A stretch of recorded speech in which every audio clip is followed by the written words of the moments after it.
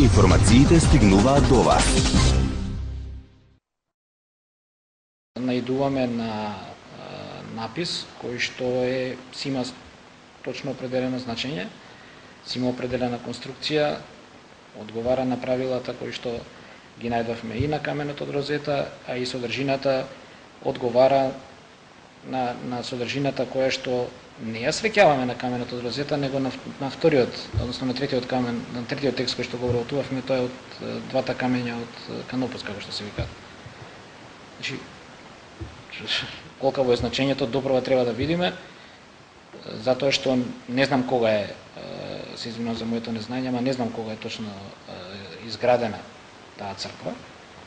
Си има стручњаци, специјалисти кои што тоа многу подобро го знаат, но тоа значи дека во периодот кога таа е градена, некој се уште го познава ова писмо.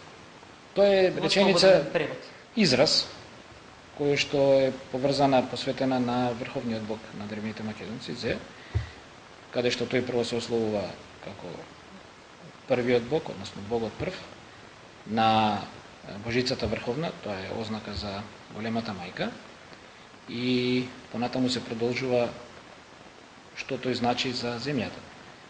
Се кажува дека на нашата земја тој е небесен господар и е се на земјата. Каков е интересот во светската јавност за сите овие откритија? Имавме поинтензивни контакти со руските колеги. Тие заради нивниот интерес. Значи, Руската академија на науки во една монографија што ја има издадена некаде 2008 година, а која што монографија представува збирка на дела на автори кои што пишувале, тие велат за руската писменост во 19-тиот, 20-тиот век и современите автори, таму со свој коментар за она што ние го работиме и за нашите откритија се јавуваат автори од Руската академија, кои коментираат нашето дело и таму не вклучуваат како најзначајни автори.